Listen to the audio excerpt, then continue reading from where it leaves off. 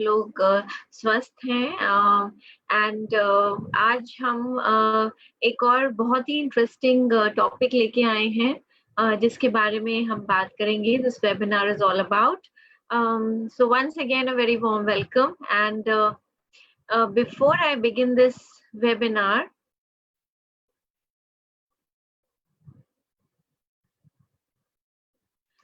so before I begin this webinar और जिस topic के बारे में आज हम बात कर रहे हैं उसके बारे में बताने से पहले ये एक बहुत ही इंटरेस्टिंग कोट था जो मुझे बहुत रेलेवेंट लगा. I thought I should share it with you. और ये बोलता है that your health is an investment not an expense.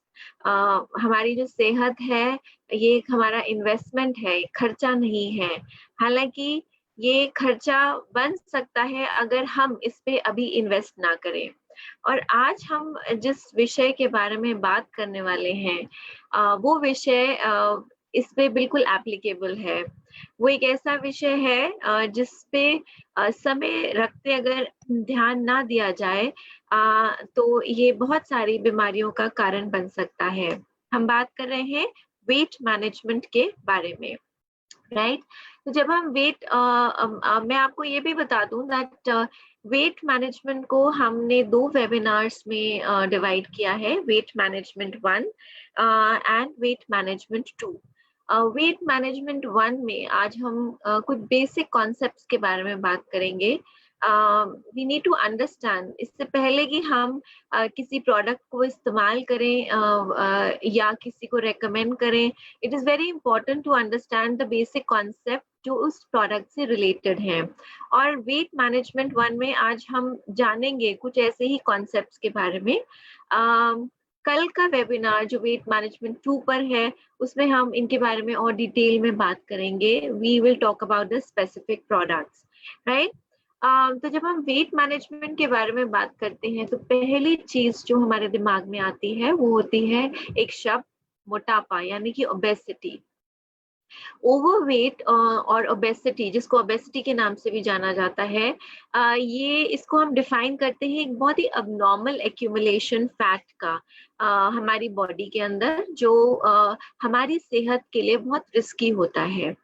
अगर हम एक क्रूड पॉपुलेशन मेजर करें बॉडी का, तो हम ये जानते हैं जो बॉडी का एक क्रूड पॉपुलेशन मेजर होता है उसको हम BMI के नाम से जानते हैं, बेसिक मेटाबॉलिक इंडेक्स रेट. सो वो इंसान जिसका BMI 30 या उससे अधिक होता है जनरली वो इसके अंदर आता है. और जिनका 25 या उससे इक्वल होता है वो उसको हम नॉर्मल बोलते हैं. सो अभी हम बात करेंगे इसके बारे में और डिटेल में, पर अभी मैं आपको बताना चाहती हूँ कि मेडिकल कॉम्प्लिकेशंस जो ओबेसिटी से होती हैं. ओबेसिटी, जैसे मैंने आपको कहा, ये हेल्थ के लिए एक बहुत बड़ा रिस्क फैक्टर होता है एंड इसकी बहुत सारी मेडिकल कॉम्प्लिकेशंस हो सकती हैं, जैसे कि पल्मोनरी डिजीजेस हो सकती हैं, ये हार्ट की प्रॉब्लम्स भी इसके कारण हो सकती हैं, फैटी लिवर हो सकता है, गॉल ब्लैडर से रिलेटेड इश्यूज हो सकते हैं, पेनक्रियाटिस हो सकती है, even to an extent arthritis और कैंसर जैसी बीमारियों का भी ये एक बहुत बड़ा कारण माना गया है. हम बात करते हैं भारत में जो बहुत बड़ी क्राइसिस ओबेसिटी की हो रही है उसके बारे में. भारत जो है ये आजकल एक फुल ब्लोन क्राइसिस से लड़ रहा है ओबेसिटी की, मोटापे की, और माना जाता है कि ये आने वाले समय में और भी ज्यादा वर्सन होगा. ग्लोबली 1.9 बिलियन अडल्ट हैं जो ओवरवेट माने जाते हैं, जिसमें से 650 मिलियन जो हैं वो ओबीस हैं. यानी कि अप्रोक्सीमेटली 2.8 मिलियन डेथ्स जो होती हैं वो रिपोर्ट की जाती हैं ओवरवेट की वजह से या ओबेसिटी की वजह से, क्योंकि इसके कारण बहुत सारी बीमारियां होती हैं which leads into this number, right.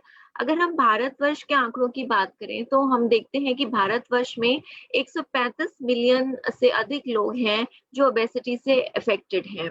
और भारत में जो ओबेसिटी है उसकी प्रेवलेंस अलग अलग जगह अलग अलग कारणों से है.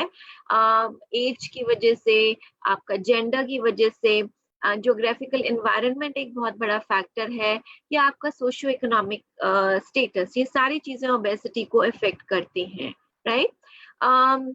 भारत में अब्डोमिनल ओबेसिटी जो होती है, यानी कि पेट पे जो मोटापा होता है, ये एक बहुत बड़ा कारण माना जाता है फॉर कार्डियोवैस्कुलर डिजीज, जिसको हम सीवीडी के नाम से भी जानते हैं। और बहुत सारी स्टडीज ने ये दिखाया है दैट ओबेसिटी की जो प्रेवलेंस है वो विमेन में अधिक है कंपेयर टू मेन। भारत में हम ओबेसिटी की क्राइसिस के बारे में बात कर रहे हैं। ये क्राइसिस अभी तो है ही, लेकिन ये एक्सपेक्ट किया जाता है कि और भी ज्यादा वर्स होगी, स्पेशली भारत की जो युवा पीढ़ी है उसके अंदर। अगर हम आंकड़ों को देखें वर्ल्ड ओबेसिटी फेडरेशन के, तो ये दिखाते हैं दैट 2020 तक 150 मिलियन ओबीस बच्चे होंगे, और ये इंक्रीज होगा by 100 million in the next decade.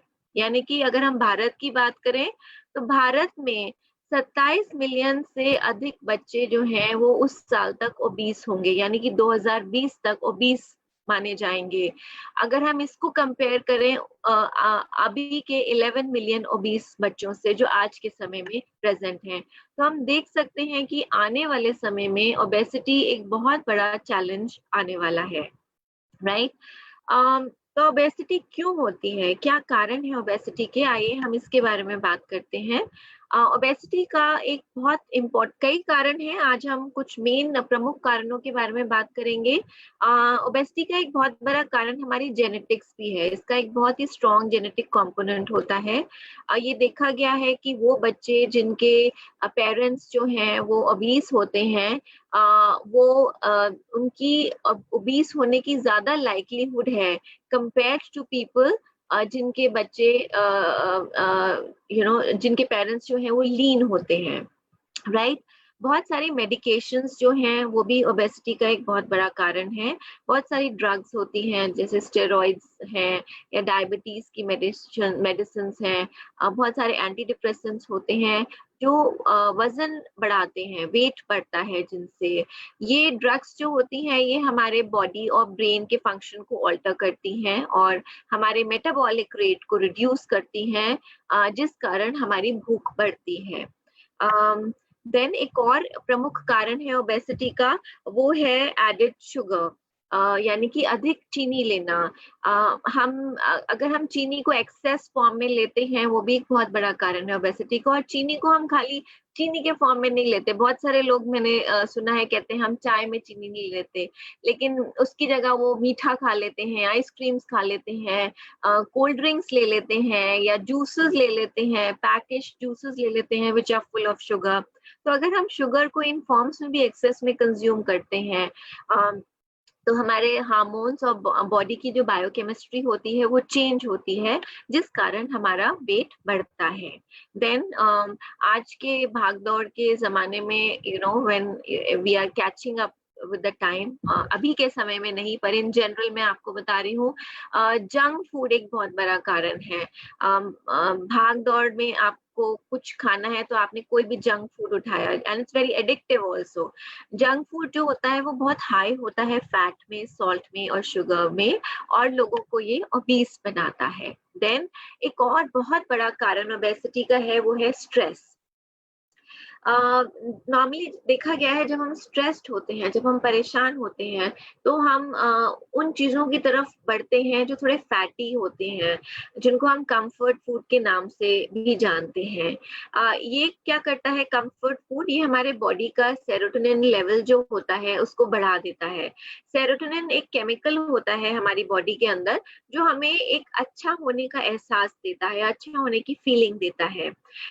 Stress जो होता है ये हमारी बॉडी में एक्सेस कोर्टिसोल रिलीज करता है, जो एक हार्मोन होता है जो मैनेज करता है फैट स्टोरेज को और एनर्जी यूज को ह्यूमन बॉडी के अंदर, राइट।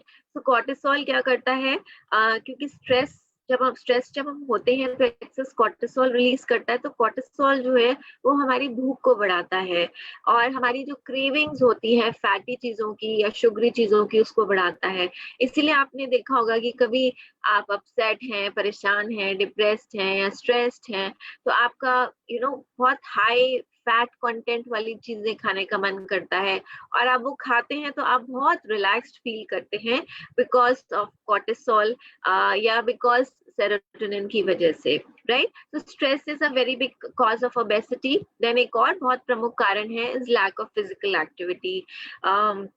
तो आजकल हम जिस समय से निकल रहे हैं, this is one thing which we really need to take care of, यानी कि फिजिकल एक्टिविटी हमें बना के रखनी है, एक्टिव रहना है। जब हम एक्सेस कैलोरीज कंज्यूम करते हैं या हम नॉर्मल कैलोरीज भी आज के टाइम में ले रहे हैं, लेकिन हम कुछ भी नहीं कर रहे जिससे वो कैलोरीज बर्न हो, क्योंकि हम बाहर नहीं जा रहे हैं, हम घरों में बैठे हुए हैं। सो हम we are bound to gain weight, so we have to be very particular in terms of the calorie intake that we are taking. So lack of physical activity is another big cause. Then एक और बहुत बड़ा कारण obesity का होता है poor quality of sleep. जब आप स्लीप डिप्राइव्ड होते हो तो आपकी बॉडी के स्ट्रेस लेवल्स बढ़ते हैं, और जब आपके स्ट्रेस लेवल्स बढ़ते हैं तो आपका मन करता है कुछ फैटी खाने का, और जिसकी वजह से आप वेट गेन करते हैं। So you tend to eat more, आपकी बॉडी को एनर्जी चाहिए होती है, you tend to eat more and then you gain weight. So अच्छी नींद लेना एक is a very big factor if you really want to stay healthy. Then एक और बहुत बड़ा कॉज है वो है हार्मोनल इम्बैलेंस। बहुत सारे हार्मोन्स होते हैं बॉडी के अंदर, जैसे कि इंसुलिन है, एंड्रोजेंस है, एस्ट्रोजेंस है, लेप्टिन है, ग्रोथ हार्मोन है। इनका बहुत बड़ा इम्पैक्ट होता है हमारी एपिटाइट के ऊपर, हमारे मेटाबॉलिज्म के ऊपर और हमारे बॉडी फैट डिस्ट्रीब्यूशन के ऊपर। हार्मोनल इम्बैलेंस जो होता है, अगर हमारी बॉडी में हार्मोनल इम्बैलेंस होता है तो उससे क्या होता है, हमारी एपिटाइट बढ़ती है, हमारा मेटाबॉलिज्म डिक्रीज होता है। मेटाबॉलिज्म के बारे में हम अभी बात करेंगे, बट बेसिकली मेटाबॉलिज्म आपकी बॉडी की कैपेसिटी होती है फैट बर्न करने की। तो अगर आपका मेटाबॉलिक रेट कम होता है तो आपकी बॉडी जो एक्यूमुलेटेड फैट है उसको कम बर्न करती है, जो कंट्रीब्यूट करता है वेट गेन के लिए। So hormonal imbalance is also one big factor for that, right? अब हम बात करते हैं एक और इम्पोर्टेंट कॉज की, विच आर मेडिकल कंडीशन। सो बहुत सारी मेडिकल कंडीशंस होती हैं, जैसे कि थायराइड है, पीसीओएस है, जो कि एक बहुत बड़ा कारण होते हैं ओबेसिटी की। So there are lot of hormonal changes that happen due to this medical condition, जिसकी वजह से मोटापा बढ़ता है। तो अब सिम्टम्स क्या होते हैं ओबेसिटी के? हम किसको कह सकते हैं कि ये व्यक्ति ओबीस है? सो ओबीस पर्सन क्या होता है, उसका एक बड़ा बॉडी का फ्रेम होता है, मोटे दिखते हैं, फटीग रहता है, हमेशा थकावट सी महसूस होती है, सांस फूलती है, थोड़ा बहुत भी फिजिकल एक्टिविटी करते हैं, ब्रेस्ट रीजन में एडिपोसिटी होती है, एक्सेस फैट एक्यूमुलेशन होता है, पेट बाहर निकला हुआ होता है, अपर आर्म्स और थाइज जो होते हैं बहुत फ्लैबी होते हैं, एक्सेस फैट होता है इनके अंदर। अब ऐसे व्यक्ति जो होते हैं उनको कोई भी फिजिकल एक्टिविटी करने में परेशानी होती है, उनको जॉइंट पेन होता है, नींद नहीं आती, ट्रबल आती है सोने में, because they eating a lot, और जिसकी वजह से स्लीपिंग प्रॉब्लम्स होते हैं, स्किन प्रॉब्लम्स होती हैं जो which are caused by moisture, जो उनकी स्किन के फोल्ड्स में एक्यूमुलेट हो जाता है, गॉल स्टोन्स होते हैं, ऑस्टियोआर्थराइटिस का इशू देखा गया है वेट बेयरिंग जॉइंट्स पे, क्योंकि वजन बहुत ज्यादा होता है, इसलिए ये चैलेंज फेस करते हैं, स्पेशली द नीज। तो ये कुछ प्रमुख सिम्टम्स हैं। अब ये जो सिम्टम्स हमने ओबेसिटी के बताए हैं, ये सिम्टम्स जो है कोई मेडिकल प्रॉब्लम भी रिजेंबल कर सकते हैं। तो खाली आप इन सिम्टम्स के बेसिस पर डिसाइड मत कीजिए कि द पर्सन इज ओबीस और नॉट, कंसल्ट अ डॉक्टर। अगर आप नोटिस करते हैं कि आपने हाल फिलहाल में बहुत जल्दी वेट गेन किया है किसी ऑब्वियस कॉज के बगैर, तो इट्स वेरी इंपॉर्टेंट कि आप डॉक्टर को कंसल्ट करें, डिस्कस करें and then decide whether it's obesity या कोई मेडिकल कंडीशन है जिसकी वजह से आप ये सिम्टम्स देख रहे हैं। अब हम ओबेसिटी को डायग्नोज कैसे करते हैं? हम ओबेसिटी को डायग्नोज करते हैं बॉडी मास इंडेक्स की वजह से, जिसके बारे में हमने बहुत ब्रीफली शुरू में बात की थी। हम बॉडी मास इंडेक्स के बारे में अभी आपको बताएंगे। अभी बॉडी मास इंडेक्स आप कैलकुलेट कैसे करते हैं, यहाँ आप देख भी रहे हैं एक बॉडी मास इंडेक्स इंडिकेटर, जिसमें आप देख रहे हैं नॉर्मल 18.5 से 24.9 के बीच में है। 25 से 29.9 के बीच में अगर बॉडी मास इंडेक्स होता है तो व्यक्ति ओवरवेट होता है, और 30 से 39.9 के बीच में है तो वो ओबीस होते हैं, and above that is morbidly obese. So अब अगर आपको अपना बॉडी मास इंडेक्स कैलकुलेट करना है और आपको ये देखना है कि आप कौन सी कैटेगरी में आ रहे हैं, आपका नॉर्मल वेट है, आप ओवरवेट है, ओबीस है या मॉर्बिडली ओबीस है, तो उसके लिए क्या करना है, आपको अपने बॉडी वेट को जो केजीज है, केजी में है, उसको आपको अपनी हाइट स्क्वायर से, हाइट इनटू हाइट मीटर्स में डिवाइड करना है। फॉर इंस्टेंस अगर आपका वजन 68 केजी है और आपकी हाइट है 5 फीट 8 इंचेस, तो अगर आप उसको मीटर्स में कन्वर्ट करेंगे तो 1.73 मीटर्स होगा, राइट। तो आप क्या करेंगे, केजीज में आपका वेट है 68 केजी, 68 केजी को आप डिवाइड करेंगे 1.73 स्क्वायर, 1.73 इंटू 1.73। तो अगर हम ऐसा करते हैं तो इसका रिजल्ट आता है 22.74। तो 22.74 अगर हम बॉडी मास इंडेक्स के स्केल पे देख रहे हैं, या अगर आप स्क्रीन पे देखते हैं तो आप देखते हैं कि ये नॉर्मल रेंज के अंदर आता है, it is middle of a healthy range, healthy range. So 25 onwards आप ओवरवेट होते हैं एंड 30 ऑनवर्ड्स आप ओबीस कहलाते हैं। So this is how obesity is diagnosed, right. अब हम बात करते हैं वेट मैनेजमेंट की। ये तो हमने बात की ओबेसिटी की, ओबेसिटी के कॉजेज क्या हैं और आप अपनी ओबेसिटी को कैसे कैलकुलेट कर सकते हैं। Now we come to another important point which is हम अपने वेट को कैसे मैनेज कर सकते हैं। And as we just discussed कि करोड़ों लोग जो हैं वो बैटल कर रहे हैं, एक जंग लड़ रहे हैं अपने वेट को लूज करने की हर दिन, राइट। हेल्दी वेट होना सिर्फ देखने के लिए अच्छा नहीं होता, it is very important for health and overall wellbeing. क्योंकि हमने शुरू में देखा था कि अगर आप ओबीस होते हैं तो ये बहुत सारे मेडिकल कॉम्प्लिकेशंस क्रिएट करता है, और एब्डोमिनल फैट तो खास तौर से कार्डियोवैस्कुलर डिजीज का एक बहुत प्रमुख कारण होता है। तो इट्स वेरी इंपॉर्टेंट कि हमारी सेहत अच्छी हो और ओवरऑल वेलबींग अच्छा हो। और वेट मैनेजमेंट जिसके बारे में हम बात कर रहे हैं, ये बहुत सारे एस्पेक्ट्स को कवर करता है एक ऑप्टिमल वेट अटेन करने के लिए। और ये ऑप्टिमल वेट आप कैसे अटेन करते हैं, ऑप्टिमल वेट आप अटेन करते हैं हेल्दी लाइफस्टाइल से। सो हम सिर्फ वेट मैनेज करने की बात नहीं करेंगे, it's about sustaining that weight. और वो तब पॉसिबल होता है जब आप एक लाइफस्टाइल चेंज करते हैं, जिसके बारे में अभी हम बात करेंगे। सो वेट मैनेजमेंट क्यों, मैंने अभी आपको बताया वेट मैनेजमेंट इसलिए क्योंकि ओवरवेट अगर आप होते हैं तो ये बहुत बड़ा रिस्क प्रेजेंट करता है हेल्थ कंडीशंस का, जैसे कि heart problems, high blood pressure या टाइप 2 डायबिटीज। साथ ही साथ कुछ types of cancer, joint diseases, even respiratory and breathing problems. That's why it's very important कि हम अपने वेट को मैनेज करके रखें।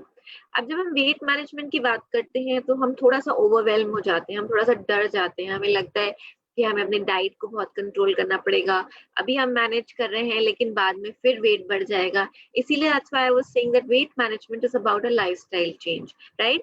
तो एक अच्छा वेट मैनेजमेंट प्रोग्राम है वो कैसा होना चाहिए, एक अच्छा वेट मैनेजमेंट प्रोग्राम टेस्ट में अच्छा होना चाहिए जो आप ले सकें, आसानी से आप इसको फॉलो कर सके, ऐसा होना चाहिए। आपके एनर्जी लेवल्स को जो बूस्ट कर सके, आप उस वेट मैनेजमेंट प्रोग्राम को फॉलो करके लो ऑन एनर्जी ना महसूस करें, हाई ऑन एनर्जी महसूस करें। और साथ ही साथ अगर आपकी बॉडी पे एक्स्ट्रा किलोज हैं, यानी कि अधिक वजन है, आप उसको नॉक डाउन कर सके, आप उसको कम कर सके।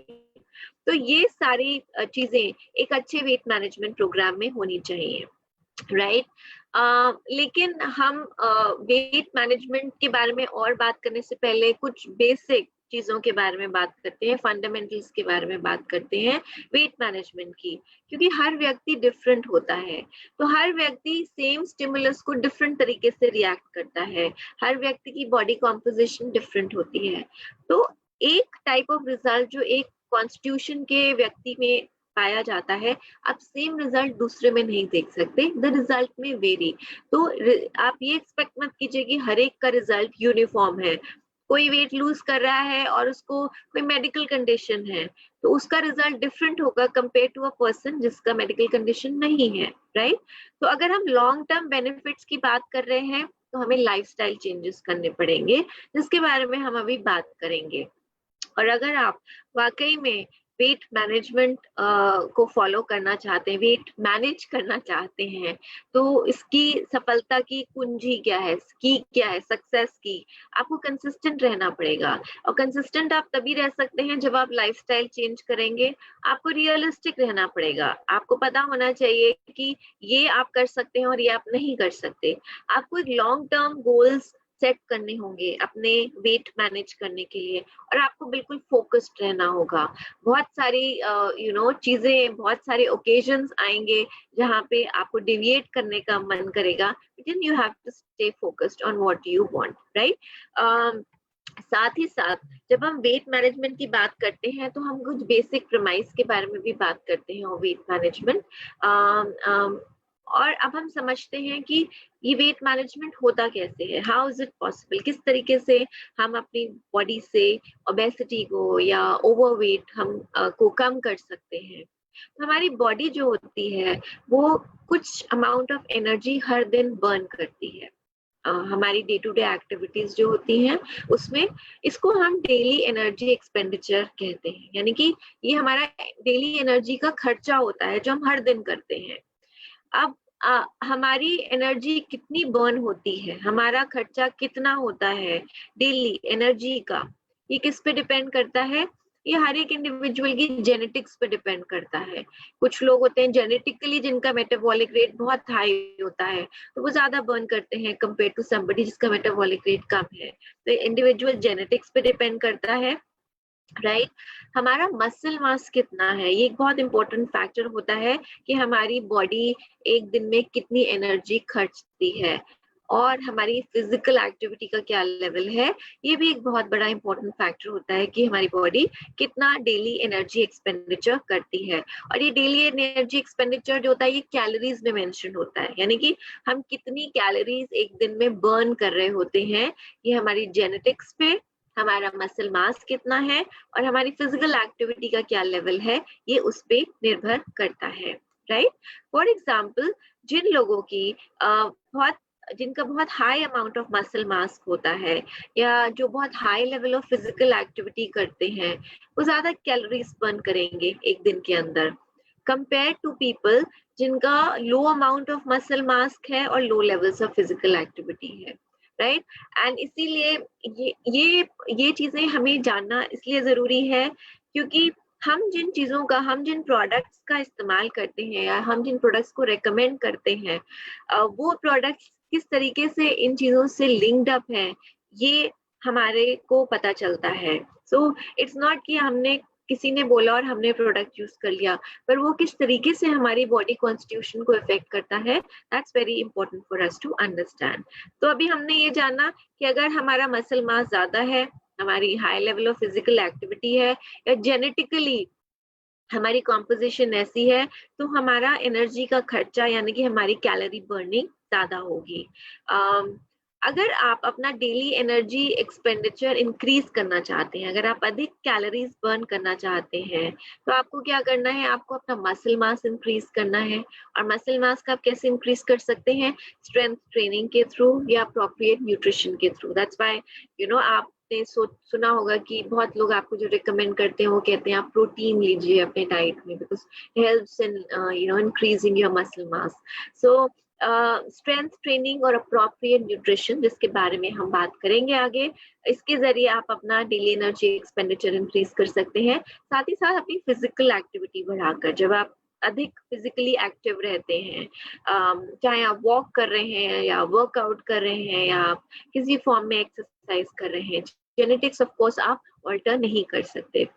अपने डेली एनर्जी रिक्वायरमेंट को पूरा करने के लिए आपको कैलोरीज कंज्यूम भी करनी पड़ती हैं। हमने अभी बात की कैलोरीज बर्न कैसे होती हैं, लेकिन जब आपको एनर्जी भी चाहिए होती है daily day to day activities के लिए, और वो आप कैसे करते हो? वो आप कैलोरीज कंज्यूम करके करते हैं। सो यू नीड इट, आपको कैलोरीज एक्स्ट्रा जो होती हैं वो बर्न करनी होती हैं, और एनर्जी के लिए रिक्वायर्ड भी होती हैं। तो अब हम बात करेंगे, हमने कैलोरीज की बात की, मेटाबॉलिज्म की बात की, न्यूट्रिशन की बात की, तो अब हम बात करें कुछ टर्मिनोलॉजीज के बारे में। जो हम इस्तेमाल करते हैं, जिनके बारे में हमें जानकारी होना बहुत ज़रूरी है, अगर हम एक sustainable weight management programme follow करना चाहते हैं। तो ये कुछ टर्म्स हैं जो कॉमनली हम प्रेजेंटेशन के दौरान इस्तेमाल करेंगे आज और कल के बीच में। इनकी जानकारी होना बहुत ज़रूरी है, जैसे कि calories, metabolism, macronutrients versus micronutrients, carbohydrates, proteins, fats, vitamins and minerals, right? So let's take these things, हम इनको एक एक करके समझते हैं कि ये हैं क्या। सबसे पहले हम जानते हैं कि कैलोरीज क्या होती है। अभी हमने थोड़ी सी जानकारी ली कैलोरीज के बारे में। अगर मैं ब्रीफली उसको समराइज करूं तो मैं आपको ये बोलूंगी कि अगर आप जितनी कैलोरीज एक दिन में जितनी खर्चा करते हैं उतनी कैलोरीज आप कंज्यूम भी करते हैं, तो आपका बॉडी वेट बढ़ेगा नहीं, चेंज नहीं होगा। यानी कि आपका एक बैंक अकाउंट है, आप अपने बैंक अकाउंट में जितना पैसा डाल रहे हैं उतना पैसा निकाल रहे हैं, तो आपका बैंक बैलेंस बराबर रहेगा। इसी तरीके से आपका बॉडी का वेट भी है, आप जितनी कैलोरीज बर्न कर रहे हैं आप उतनी कैलोरीज ले रहे हैं, तो आपका बॉडी का वेट चेंज नहीं होगा, उतना ही रहेगा। अगर आप जितना कैलोरीज जो बर्न कर रहे हैं उससे अधिक कैलोरीज आप कंज्यूम कर रहे हैं, तो आपकी बॉडी का वेट जो है वो बढ़ेगा। आप बर्न कम कर रहे हैं और कंज्यूम ज्यादा कर रहे हैं, सो वेट विल इंक्रीज। लेकिन अगर आप कैलोरीज कम कंज्यूम कर रहे हैं और बर्न ज्यादा कर रहे हैं, तो आपका बॉडी का वेट डिक्रीज होगा। Just like your bank account का, जैसे मैंने आपको एग्जांपल दिया कि अगर आप खर्चा ज्यादा कर रहे हैं और आपका बैलेंस जो है वो कम होता चला जाएगा जितना आप डिपॉजिट कर रहे हैं। इसी तरीके से आपकी बॉडी के साथ भी होता है, अगर आप खर्चा कम कर रहे हैं और डिपॉजिट ज्यादा कर रहे हैं तो आपका बैंक बैलेंस बढ़ेगा, राइट? सो वेट लॉस तब होता है जब जितनी आपको रिक्वायरमेंट होती है आप उससे कम कैलोरीज को बर्न करते हैं और कंज्यूम करते हैं, right? So weight loss occurs when you consume fewer calories. आपने कम कैलोरीज कंज्यूम की, आपने बर्न ज्यादा की, जिसकी वजह से आपकी बॉडी का फैट टिश्यू जो होता है वो बर्न होता है। तो फैट टिश्यू जो होता है वो ब्रेक डाउन हो जाता है, बर्न होता है, क्योंकि आपने कैलोरीज कम ली हैं, आपकी बॉडी को एनर्जी चाहिए और वो एनर्जी फैट टिश्यू के मेटाबोलाइज होने से, ब्रेक डाउन होने से बॉडी को मिलती है। हम एक एग्जांपल के तौर पे देखते हैं, हरी है, उसने 2500 कैलोरी बर्न की, हर दिन बर्न करता है। हरी वेट कब लूज करेगा? क्या हरी वेट लूज करेगा अगर वो 2500 कैलोरी खा भी रहा है, इतना इनटेक भी ले रहा है? हरी वेट तब लूज करेगा जब वो 2500 कैलोरी से कम इनटेक लेता है, राइट? सो अगर हरी कंज्यूम 2500 कैलोरी कर रहा है और हरी खाता है 2250 कैलोरीज, तो 250 कैलोरी का डेफिसिट होता है in relation to the amount of energy जो हरी बर्न करता है। 2500 कैलोरी की एनर्जी बर्न कर रहा है लेकिन खा रहा है 2250 कैलोरीज, 250 कैलोरी का डेफिसिट हुआ। तभी 250 कैलोरी कहाँ से आएगी? 250 कैलोरी हमारा फैट टिश्यू बर्न होने से आती है, along with other energy stores जो हमारी बॉडी में होते हैं। सो जो मेटाबोलाइजिंग होता है, ब्रेकिंग डाउन होता है फैट टिश्यू का, ये एनर्जी रिलीज करता है हमारी बॉडी को अपनी डे टू डे एनर्जी की रिक्वायरमेंट्स को प्रोड्यूस करने के लिए।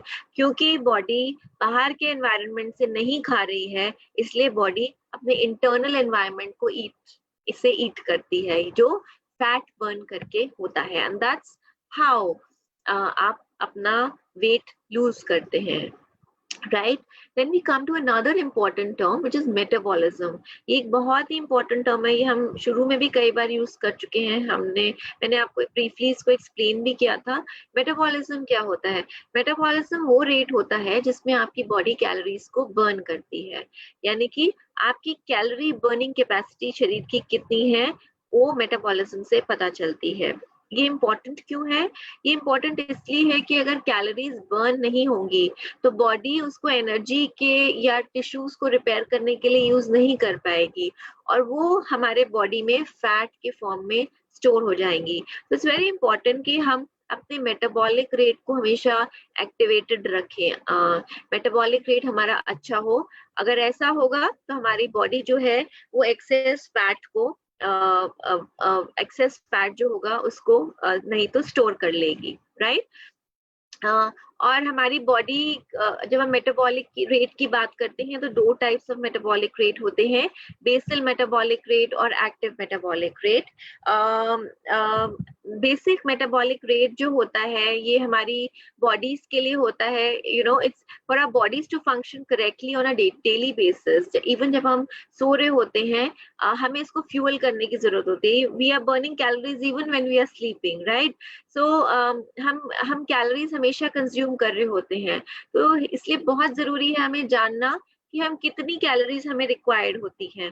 और ये हम करते हैं जब हम अपना BMR जो कि बेसल मेटाबॉलिक रेट है, या AMR जो एक्टिव मेटाबॉलिक रेट है, उसको कैलकुलेट करते हैं।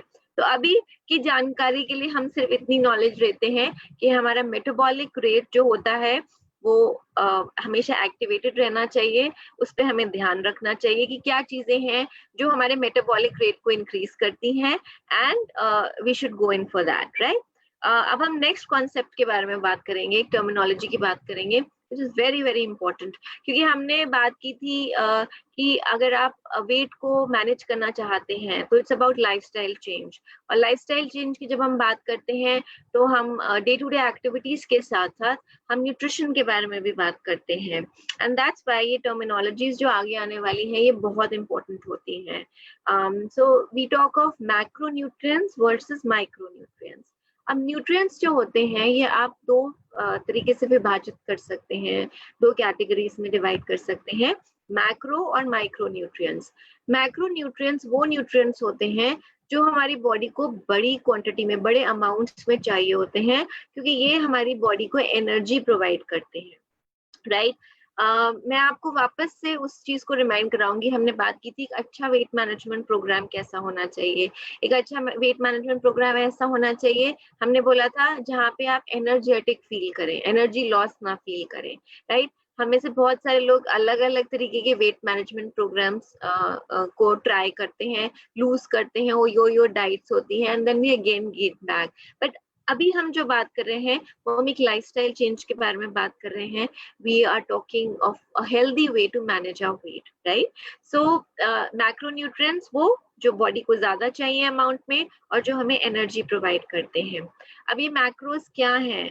Protein, fat, fibre, water, carbohydrates are example of macronutrients. तो जो आपको कहता है कि अगर आपको वेट लूज करना है तो आप कार्ब्स लेने बंद कर दीजिए, no please don't do that. Everything in moderation is what your body needs. आपकी बॉडी को हर चीज की रिक्वायरमेंट होती है, पर इन मॉडरेशन, जिसके बारे में हम बात करेंगे। देन दालें हैं, सीरियल्स हैं, meat, fish, potatoes, nuts, oil, seeds, ये सब मैक्रोन्यूट्रिएंट्स में रिच होते हैं। मैक्रोन्यूट्रिएंट्स जो होते हैं ये कंट्रीब्यूट करते हैं बल्क एनर्जी जो हमारे मेटाबॉलिक सिस्टम को चाहिए होती है उसके लिए। सो दे आर वेरी इंपॉर्टेंट। सो ये है मैक्रोस। अब हम बात करते हैं माइक्रोन्यूट्रिएंट्स के बारे में। माइक्रोन्यूट्रिएंट्स वो होते हैं जो हमारी बॉडी को कम क्वांटिटी में चाहिए होते हैं। माइक्रोन्यूट्रिएंट्स मदद करते हैं हमारी बॉडी के बहुत सारे फंक्शंस में, जैसे कि हमारी बॉडी को की ग्रोथ, बॉडी के फंक्शंस और डिजीज प्रिवेंशन में, बीमारियों से बचाने में इनका एक बहुत महत्वपूर्ण योगदान होता है। फाइटोकेमिकल्स और एंटीऑक्सीडेंट्स, विटामिन्स और certain minerals, vegetables, fruits, eggs, अंडे, हरी सब्जियां, फर्मेंटेड फूड, खमीर उठा हुआ जो खाना होता है, ये सब होते हैं, रिच होते हैं माइक्रोन्यूट्रिएंट्स में। तो जितने महत्वपूर्ण मैक्रोन्यूट्रिएंट्स हैं उतने ही महत्वपूर्ण माइक्रोन्यूट्रिएंट्स भी होते हैं। इनके बारे में हम आगे बात करेंगे। अभी हम बात करते हैं इन्हीं मैक्रो माइक्रोन्यूट्रिएंट्स के बारे में। हमने बात की थी मैक्रोन्यूट्रिएंट्स में कार्बोहाइड्रेट्स, प्रोटीन्स, फैट्स। अब हम सबसे पहले कार्बोहाइड्रेट्स के बारे में बात करेंगे। Carbohydrates main type of nutrient होता है, ये हमारी बॉडी में एनर्जी के लिए बहुत इंपॉर्टेंट होता है। हमारा जो डाइजेस्टिव सिस्टम होता है वो कार्बोहाइड्रेट्स को ग्लूकोज में कन्वर्ट करता है, राइट? वो चेंज करता है कार्बोहाइड्रेट्स को ग्लूकोज में, जिसको हम ब्लड शुगर भी बोलते हैं। और ये हमारे बॉडी शुगर को एनर्जी हमारे सेल्स, टिश्यूज और ऑर्गन्स को देने में के लिए प्रोवाइड करती है। इसीलिए बहुत इंपॉर्टेंट है कार्बोहाइड्रेट्स। हमारी बॉडी जो होती है वो एक्स्ट्रा शुगर जो होती है वो हमारे लिवर में या मसल्स में स्टोर कर लेती है जब भी कभी जरूरत हो उसके लिए। कार्बोहाइड्रेट्स बहुत इंपॉर्टेंट है, लेकिन बहुत जरूरी है हमें ये जानना कि किस तरीके के कार्बोहाइड्रेट्स। कार्बोहाइड्रेट्स भी दो प्रकार के होते हैं, गुड कार्ब्स, आपने सुना होगा good carbs versus bad carbs. तो अगर हम अच्छे कार्बोहाइड्रेट्स की बात करें जो हेल्दी हैं हमारे लिए, वेट मैनेजमेंट में सहायक हैं और एनर्जी से भरपूर हैं, वो होते हैं फ्रेश फ्रूट्स, वेजिटेबल्स, ताजी सब्जियां, दालें, बीन्स, मटर, लेंटिल्स जैसे मैंने बताया, दालें, legumes, whole grains, brown rice, quinoa, right, बहुत सारे लोग खाते हैं, प्योर ओट्स, रोल्ड ओट्स जो होते हैं, पंपकिन सीड्स, सनफ्लावर सीड्स और स्वीट पोटैटो, ये सब गुड कार्बोहाइड्रेट्स हैं, अच्छे कार्बोहाइड्रेट्स। और इनको गुड क्यों कहा जाता है? क्योंकि ये सब एनर्जी देने के साथ साथ ये हाई होते हैं फाइबर में, इनके अंदर नेचुरल शुगर्स होती हैं, इनका ग्लाइसेमिक इंडेक्स लो होता है, लो इंसुलिन लेवल्स होते हैं, इनका डाइजेशन स्लो होता है, तो बहुत देर तक फुलनेस की फीलिंग आती है इनको खा के, लंबे समय तक ये एनर्जी देते हैं, आपको पेट भरा होने का बहुत लंबे समय तक एहसास होता है, और सबसे इम्पोर्टेंट चीज, ये वजन कम करने में, वेट लूज करने में सहायक होते हैं। अब हम बात करते हैं कुछ ऐसे कार्बोहाइड्रेट्स की जो हमें बहुत पसंद है, जो हम बहुत पसंद करते हैं, लेकिन वो उतने हेल्दी नहीं होते, इसीलिए बैड कार्ब्स के श्रेणी में आते हैं। Fruit juices, specially Tetra Pak वाले fruit juices, soda, cookies, biscuits, pastries, cake, white bread, white crackers यानी कि जिसमें मैदा है, regular pasta, candies, ice cream, frozen yogurt, potato chips, french fries. अब आप सोच रहे होंगे जितनी भी अच्छी चीजें हैं वो हमने बैड कार्ब्स की लिस्ट में कर दी। एक्चुअली ये इनका न्यूट्रिशनल कंटेंट उतना नहीं होता, they add more to calories, they are very low on energy. इनको बैड हम क्यों कहते हैं? क्योंकि इनमें फाइबर नहीं होता, इनमें बहुत प्रोसेस्ड शुगर्स होती हैं, एक्सेस कैलोरीज ऐड करती हैं without any nutrition value, they very high in glycemic, बहुत हाई इंसुलिन लेवल्स होते हैं, बहुत आसानी से डाइजेस्ट हो जाते हैं और फिर भूख लगने लगती है, एनर्जी में बहुत लो होते हैं, बहुत जल्दी भूख लगती है, and they are very addictive और वेट गेन करते हैं। So now we know कि अगर हम carbs की बात करते हैं, so these are the carbs, good carbs that we should go in for, and we should consume carbs because they are healthy and they provide energy. अब हम बात करते हैं प्रोटीन्स के बारे में।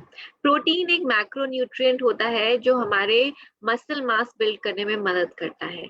तो हमने बात की थी कि अगर हमारा मसल मास अधिक है या हमारी फिजिकल एक्टिविटी अधिक है तो हमारी बॉडी कैलोरी जल्दी बर्न करती है, तो मसल मास बिल्ड करने में प्रोटीन बहुत सहायक होता है।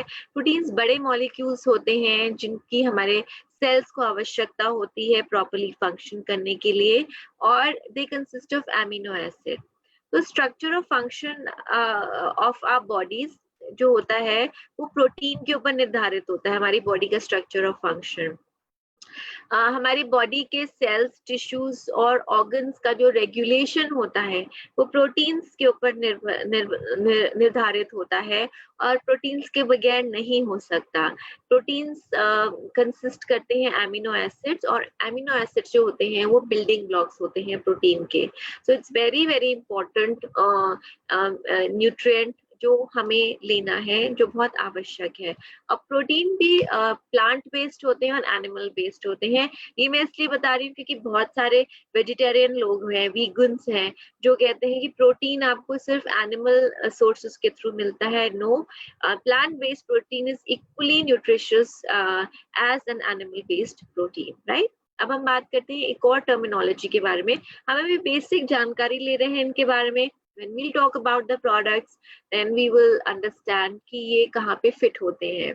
When we talk of fats, ये एक बहुत important शब्द है weight management की जब हम बात करते हैं। फैट मैक्रोन्यूट्रिएंट्स जो तीन है, कार्बोहाइड्रेट्स, प्रोटीन्स और फैट्स, ये तीसरा एसेंशियल मैक्रोन्यूट्रिएंट्स होता है along with carbohydrates and proteins।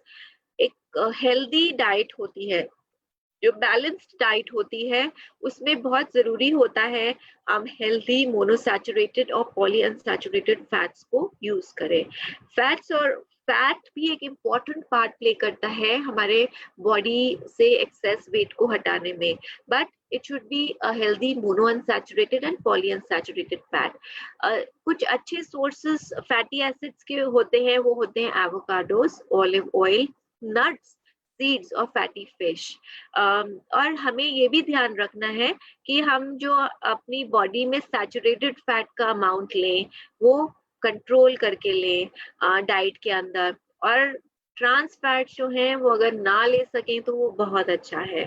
So it's very important. हमने फैट्स को भी यहाँ कैटेगराइज किया हुआ है, पॉली अनसैचुरेटेड फैट जो अभी हमने आपको बताया था, या mono unsaturated fats which are healthy, and then they are saturated and trans fats which are not so healthy, जो हमें अवॉइड करने चाहिए, राइट।